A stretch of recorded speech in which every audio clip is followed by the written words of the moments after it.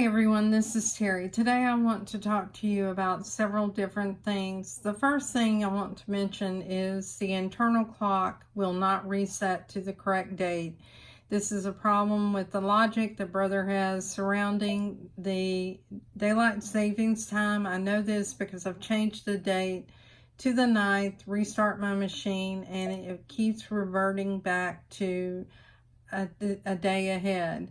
I can move the month back and change the day, and it works. So I think based on previous testing that I've done with a lot of software that they have a logic problem around their date. The other thing is I was filming my video, my machine just restarted, and that's one thing I'm also reporting to Brother. I had submitted a help desk ticket once before, but I am going to make a video available to them so that they'll see not only the date problem, but they'll also see the problem that I have with my machine restarting. So if yours restarts as well, I suggest that you report it to them, but also report it to your dealer. So let's go to embroidery because I want to answer a few questions. We'll go into the settings page, and I have a 9.5 by 14 inch hoop that is selected. I had that with my dream machine. If you don't have the hoop size, just choose another so that you can go through this exercise. We'll choose OK, and the first thing I want to do is go to category 1, and I want to choose category 11, and let's choose this little truck here and choose set. Now I'll rotate this 90 degrees. I can do that by selecting the circle. And if you don't get it on the circle and I'm using the mouse, it'll move. So you can also use your finger. The other way you can rotate is go into edit, and right now you can see it's at 100 degrees. If I wanted it to be at 90 degrees, I can go back 10 degrees, and now it's at 90, and I can just move it. But one of the things that if I add 10 degrees to it, it'll be additive, so that will take it up to 100 degrees. All right, we'll choose OK. While we're here, I want to show you something in the thread chart. This was a question that was asked by a user.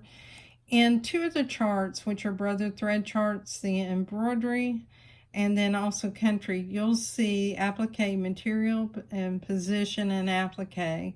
These will work with a Scan and Cut DX225, the cut line wheel, so you can send it to that machine. I had the 600 machine, and it will not read the file because it's a PHX file. Now I can take that file on a USB stick to PE Design 11, and then I can use that as a cut line and create an FCM file that I can either send to Brother Canvas Workspace, or I can put it on a USB stick and use with my Scan and Cut. So you can also save a PES file and take it to the older machines as well. If we went to another thread chart, such as the Madeira Poly, you will notice that you do not see that same embroidered applique material and position. I'll choose Reset or choose OK.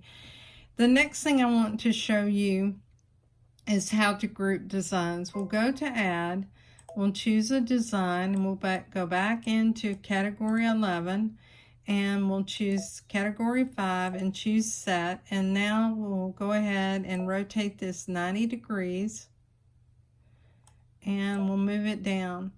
Now, one of the things that I want to do is to group this design together so I can move everything and center it in my hoop. Select the icon down here that looks like the shapes. So we'll select that and choose the pink shape. This selects everything. If you choose the arrow keys here, you'll see that it still is cycling through those designs, but they're all set or selected together. If you choose this icon, you use the arrows, you're moving between the designs. So we'll go ahead and select everything. And now I'll just go ahead and move it while it's all selected. I can move it up or down, or left and right. And when I'm satisfied with it, I'll choose OK. While everything is grouped, if you go into edit and you try to go to your thread chart, you're not going to see it. You need to select the group icon here, then you can see the thread chart. We'll go ahead and go in and look at the next thing that I want to share with you, and that has to do with stippling or with echo quilting. Now I do want to select the 9.5 by 14 hoop. And the other thing I want to do is go to echo quilting. Now with echo quilting, you can select the distance, and in this case I want to get rid of some of this little design here, so I'm going to increase the distance. We'll go up to 0.40, and that gives me some space away from the design, and if I want I can also increase the spacing. So we'll go ahead and choose to increase the spacing. I'll let the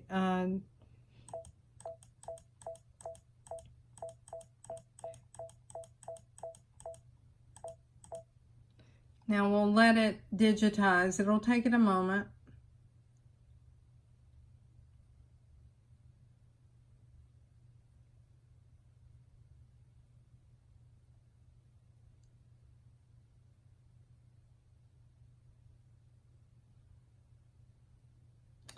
Okay, so you can see that it cleared up some of the little bit of stitches here. There may be a few here that you don't like, but overall I like the design, so I would choose OK. Now one of the things that the user asked was, can they do this in My Design Center? You can do stippling in My Design Center, but you cannot do echo quilting. You can, however, create two types of echo quilting in PE Design 11.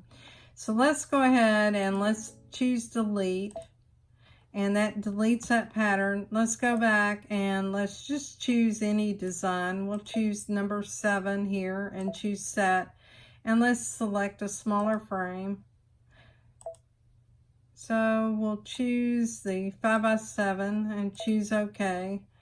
And now what I want to do is I want to go in and choose a stamp, to add a background stamp around this. So what I'll do is go to edit and I'll choose the stamp, and I can increase the distance around this. We'll increase it just a little bit because I don't want my stippling all the way up against my design. I'll choose memory and choose OK. Now what I'll do is choose add, go to My Design Center. In My Design Center, I want to retrieve that stamp by going to the stamp pattern, choose OK. And now what I need to do is create a frame around the outside of the hoop, or immediately inside the hoop. What's selected right now is that stamp design, and I want to be able to create something on the outside of it, because if I went into size and went to resize it, it will resize the stamp. That's not what I want. So we'll go back and we'll choose the shape and choose OK.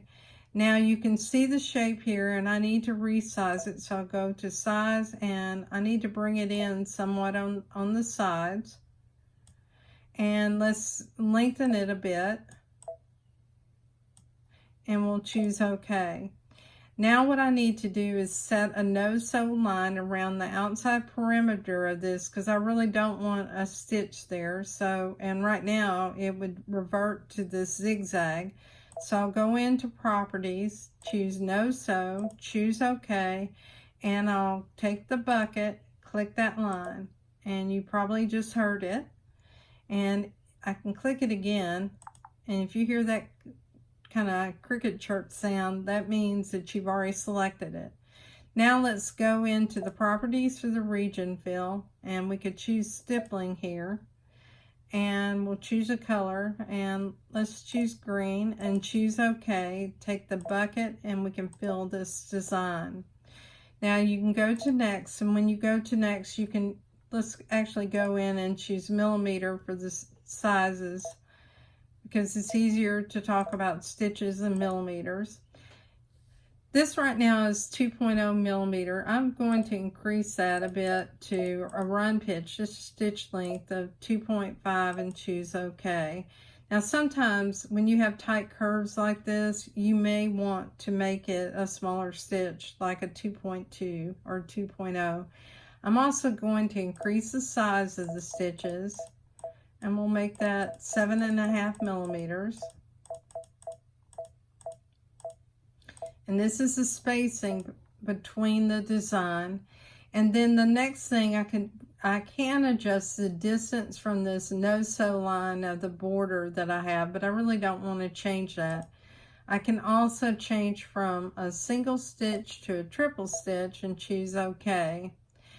Now, the presumption of this, we'll choose set and go back in, is that you have one or two ways of doing this. One, you could stitch your interior design, leave it in the hoop, go over and scan it, create a bounding box around it, or you can create the stamp. Personally, I think it's faster the way that I showed you how to do it. By choosing add, this is a much faster way of creating that design. So I've shown you about the thread chart, how to group things. I've shown you how to do echo quilting, and then I've also shown you about grouping. I hope this video has been helpful to you, and if you like my videos, please like and subscribe to the YouTube channel, and consider joining us in my Facebook group, Just Stitching with the Brother Luminaire. I'm also a contributor to the PE Design 11 group on Facebook, although I am not the owner of that group. Thanks and have a great day.